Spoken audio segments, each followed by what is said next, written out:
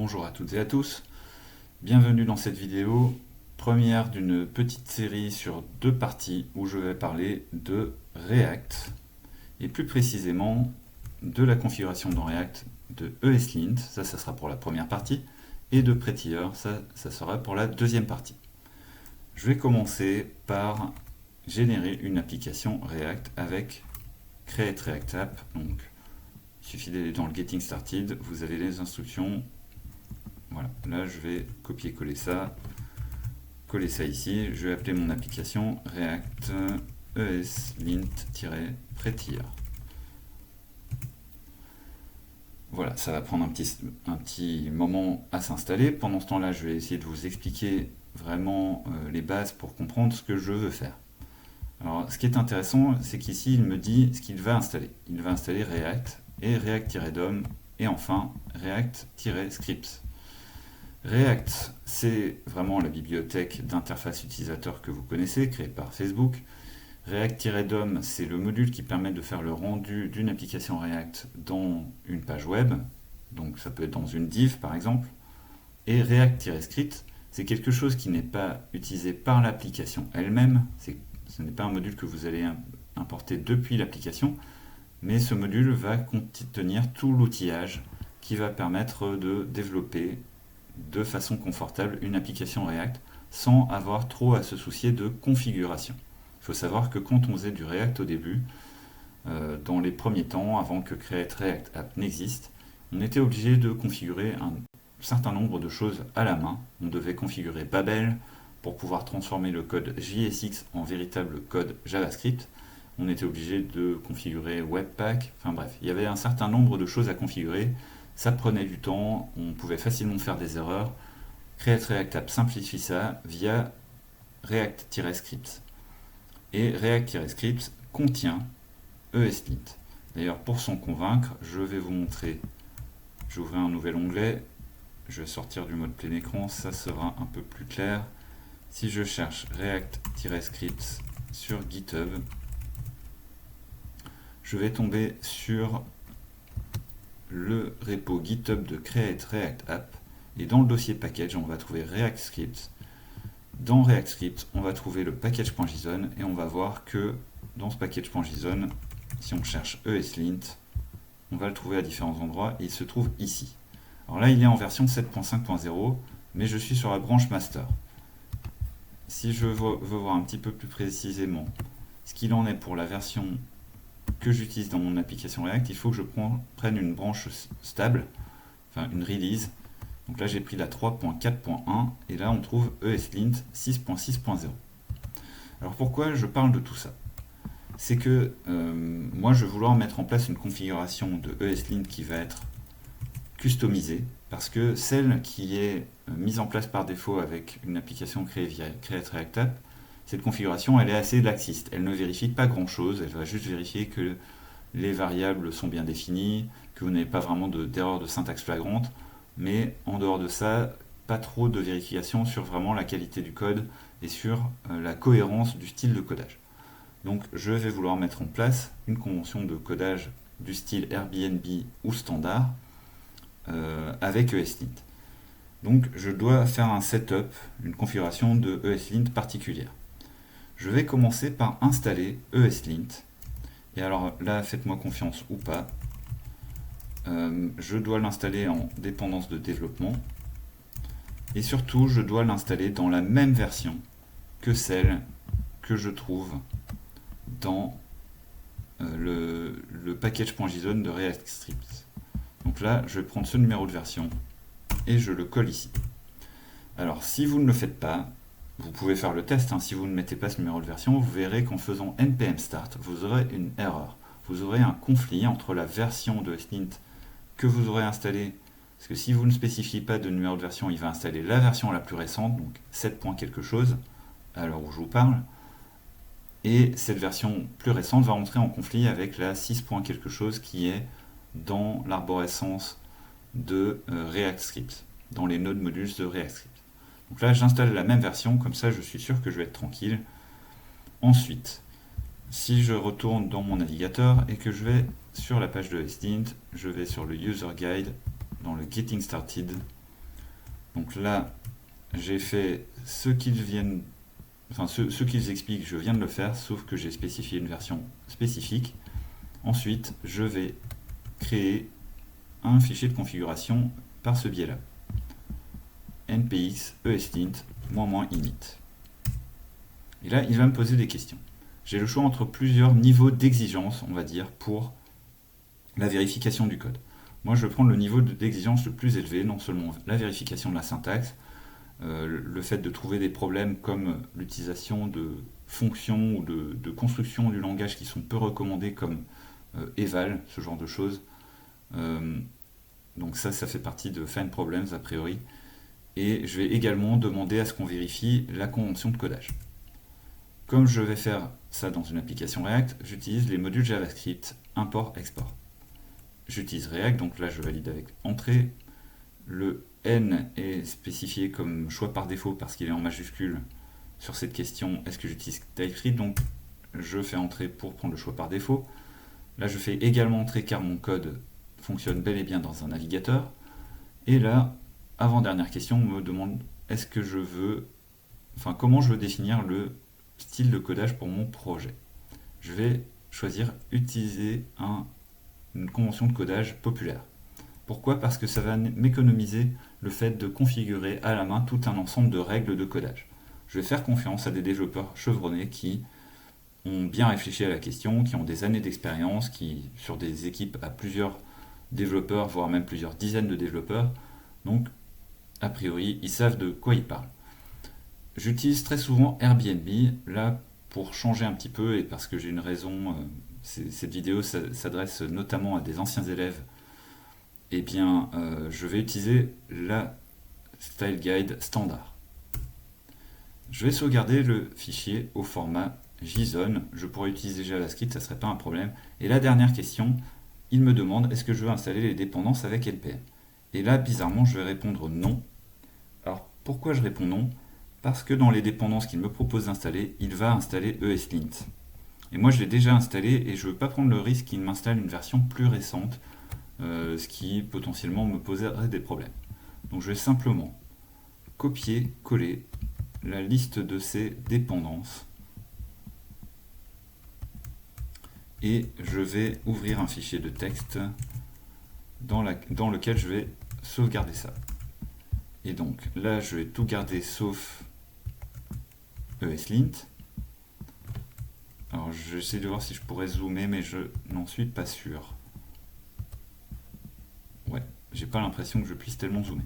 Bon, alors ESLint plugin React, ça je vais le garder comme ça, latest. Ensuite ici je vais mettre ça, je vais mettre des petits circonflexes parce que sinon je vais avoir de petits soucis a priori. Donc vous voyez que c'est un petit peu galère en fait. Dès qu'on veut faire une configuration un petit peu customisée, c'est pas le plus simple du monde. Donc maintenant que j'ai fait ça, je vais l'envoyer dans un autre bureau car je n'en ai plus besoin. Je vais faire un npm i-d, alors c'est l'abréviation de install -safedev, et je vais mettre toutes ces dépendances. Ça va prendre un certain temps, avec un peu de chance, pas trop longtemps. Et une fois que ça sera fait, je vais pouvoir ouvrir, déjà je vais pouvoir faire probablement un petit commit. Voilà, donc il va m'avoir installé tout ça. Là je peux faire un git status, je vais voir que j'ai deux fichiers modifiés, le package.lock et le package.json, ça c'est normal. C'est des fichiers qui ont été modifiés donc, par rapport au commit initial généré par Create React App. Et j'ai un nouveau fichier qui n'est pas encore traqué. Il me reste une dernière petite chose à faire, parce que là si je fais npm start, vous allez voir il y a potentiellement un petit problème. Je peux avoir des warnings de la part de Create React App. Alors ce n'est pas le cas, j'avais fait un essai avant où j'avais fait les choses un peu différemment et j'avais des warnings. Si on veut être sûr qu'on n'a pas de warning, on va aller éditer le package.json. Là vous voyez qu'il y a ESLint config. C'est la configuration par défaut de ESLint générée par Create React App. Donc cette configuration elle est basée sur React App qui est un ensemble de règles assez laxistes comme je le disais avant. Je vais supprimer ces trois lignes, sauvegarder ce fichier Et là, bon, je suis certain que j'aurai pas de conflit entre ce ESLint config dans le package.json et le fichier .eslint.rc.json qui est la configuration de ESLint. Il faut savoir qu'en fait, on peut faire l'un ou l'autre. On peut faire soit un ESLint config dans le package.json, soit un fichier de configuration à part qui est ici donc .eslint.rc.json. Donc moi, je préfère avoir les choses bien séparées, c'est pas plus mal. Maintenant que j'ai fait ça, je fais un git status et je vais indiquer que j'ai fait le setup la configuration de ESLint avec la style guide standard. Oups, alors encore faut-il que j'ajoute mes fichiers. Je vais ajouter package étoile et .eslint.rc.json. Voilà, je fais mon commit. Donc a priori ma configuration doit pas être trop mal. Maintenant, ça serait intéressant que je vous montre ce que ça va donner dans un éditeur de code comme VS Code. Donc là, je vais faire code point pour ouvrir ce dossier dans VS Code. Je vais changer le bureau pour avoir un petit peu plus de place. Là, je vais vérifier déjà que mon code est conforme à la style guide standard. Donc là, j'ai ouvert VS Code. Dans les dernières versions, il me demande une autorisation pour utiliser l'extension ESLint avec le ESLint que j'ai dans mes Node Modules. Donc là, il me demande si je fais confiance à cette version de ESLint, et là, je dois faire Allow.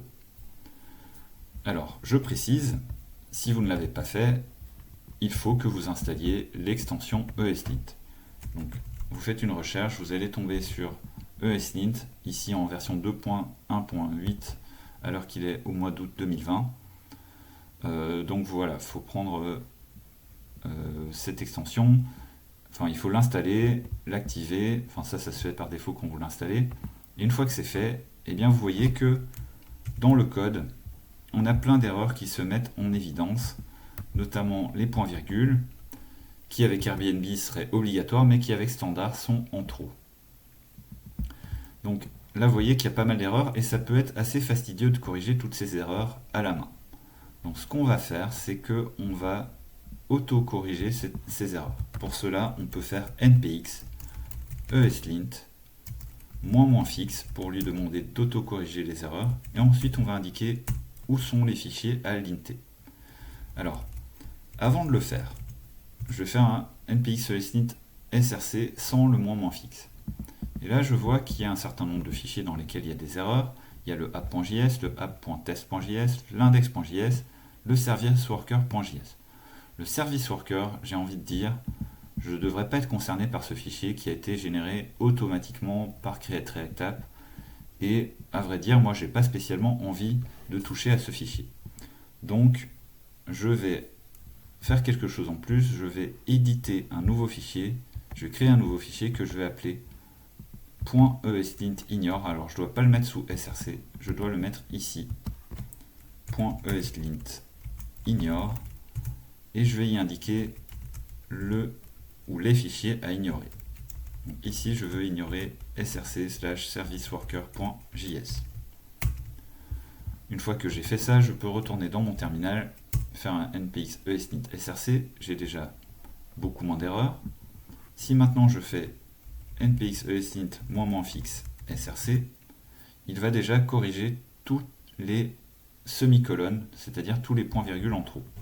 Là, si je fais un git status, je vais voir tous les fichiers qui ont été modifiés.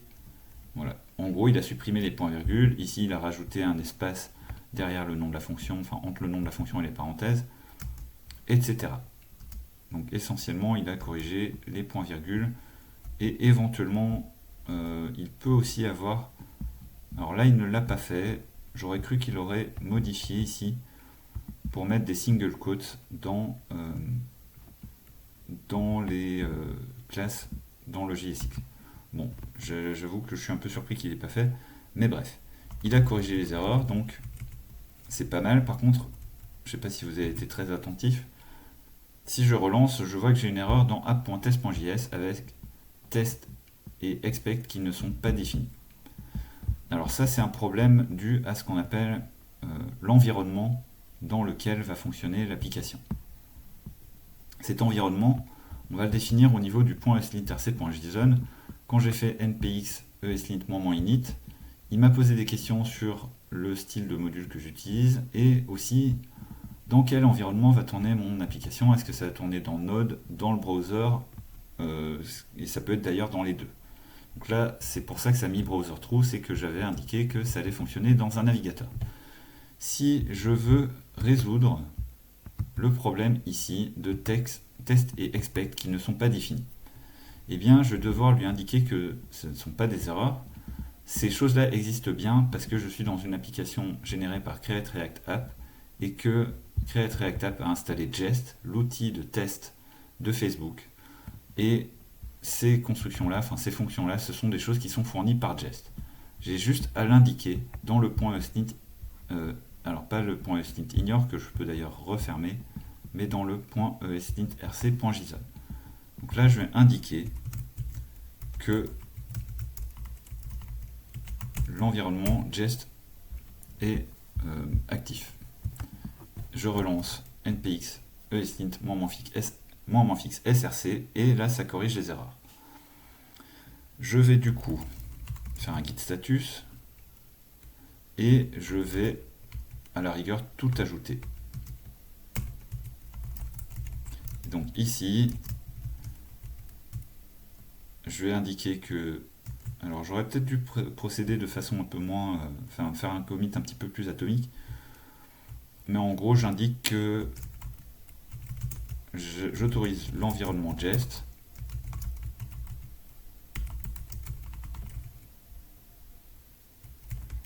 je corrige les erreurs. Ok. Alors il me reste encore des choses à faire. Vous avez peut-être vu, quand j'ai lancé npx esnit-fix src, il m'indique la version de React n'est pas spécifiée. Voilà la page de doc. Donc je copie ce lien, je vais aller dans mon navigateur. Allez, je vais aller directement ici. Et là, on me dit que dans le fichier de config.usnit-rc, je dois avoir une clé settings sous laquelle j'ai une clé React. Et là, je vais pouvoir mettre la version. Soit je mets detect, comme ça il va automatiquement détecter la version que j'ai installée. Et à la rigueur, j'ai envie de dire, c'est probablement le plus simple. L'autre possibilité, c'est de mettre la version, de fixer une certaine version. Là, en l'occurrence, moi j'utilise la 16.13.1 à l'heure où je vous parle. Alors voilà, là il faut faire un petit peu attention à ce qu'on fait. Je dis ça et je fais justement des bêtises. Ok, ça m'a l'air pas trop mal. Voilà, je garde 4 espaces d'indentation comme c'était le cas au début. Je vais juste ici supprimer tout ça et juste garder version detect. Je relance npx esnit -fix src et il ne se plaint plus par rapport à la version de React.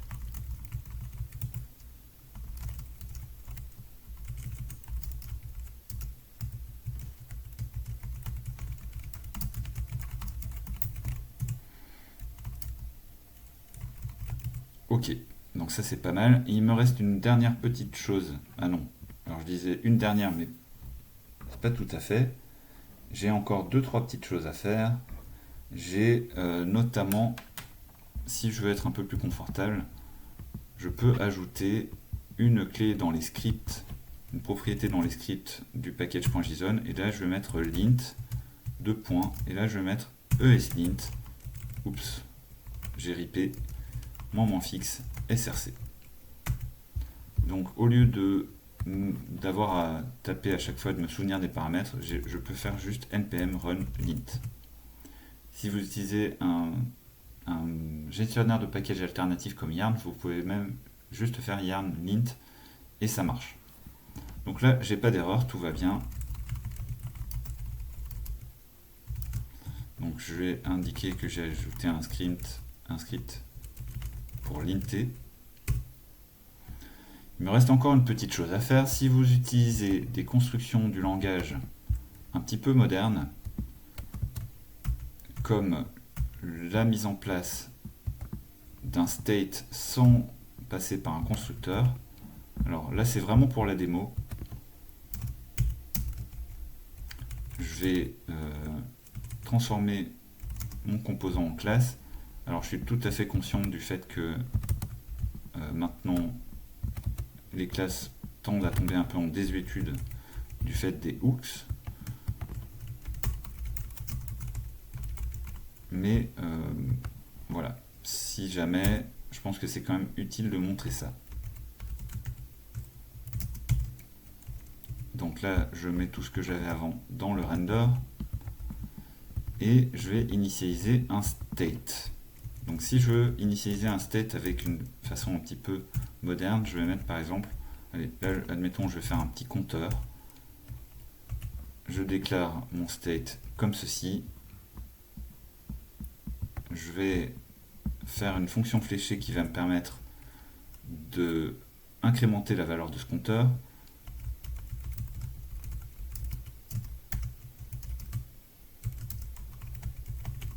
Donc je vais récupérer la version, enfin la valeur précédente de count dans le state et je vais renvoyer. Alors là, c'est potentiellement casse-gueule au niveau longueur de ligne et lisibilité, donc je vais mettre tout ça comme ceci. Donc là, je renvoie un objet qui va contenir count et comme valeur associée count plus 1. Maintenant, je vais rajouter ici un petit bouton. Il faut que je mette type égale button, sinon le type par défaut ça sera submit. On click, je vais mettre handle click.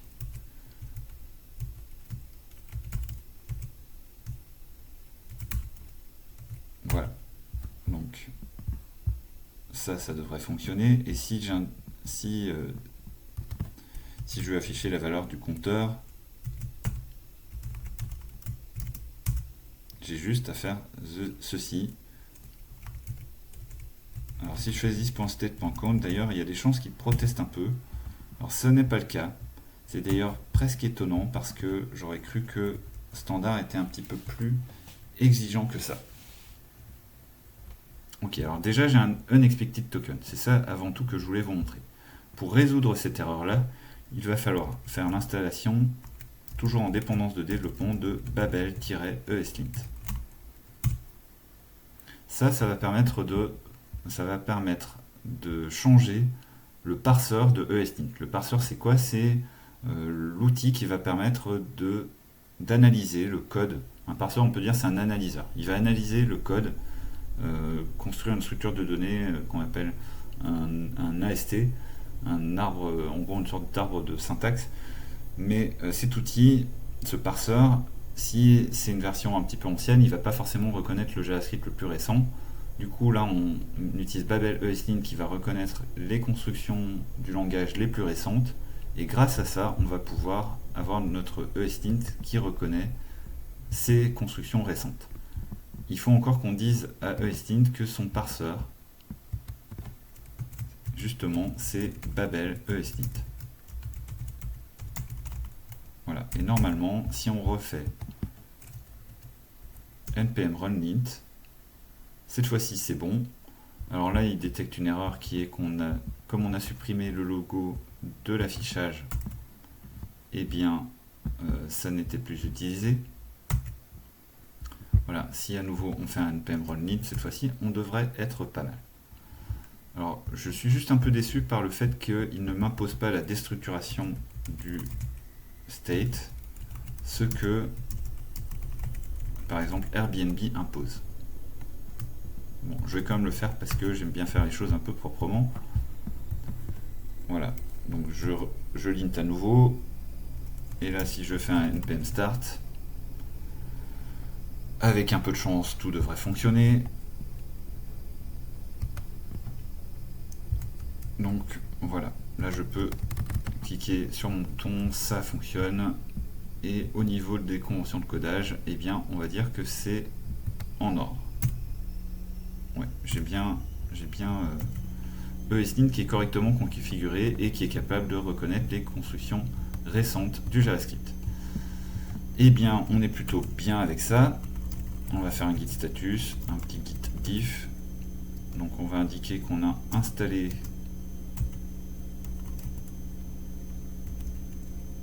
alors on va pas tout commiter en même temps, on va juste ajouter le esinterc.json et le package.json, et on va mettre cette Babel ESLint as default parser for ESLint. Ensuite,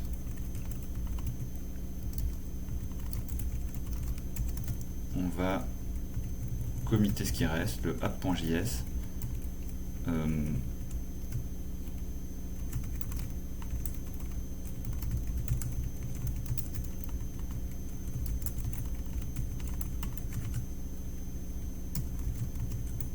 Voilà, on indique juste qu'on a fait pour tester la configuration, qu'on teste le support des constructions JavaScript récentes. Ouf, j'y suis arrivé. Et bien voilà, pour la partie ESLint, on a terminé, la configuration est prête à être utilisée. Alors vous voyez que ça fait quand même un certain nombre d'étapes, et j'ai envie de dire, si vous voulez pas trop vous embêter, une possibilité, ça serait de reprendre juste le .esinterc.json, de regarder dans package.json la liste des dev dependencies, et en fait, d'ailleurs je vous mettrai peut-être ça en lien dans la description de la vidéo, juste faire une installation de ces plugins, voilà, en prenant bien soin de ne pas prendre une version de ESLint qui soit trop récente. Voilà, allez, j'en ai terminé avec cette vidéo, et dans la prochaine vidéo, on verra la configuration de Prettier.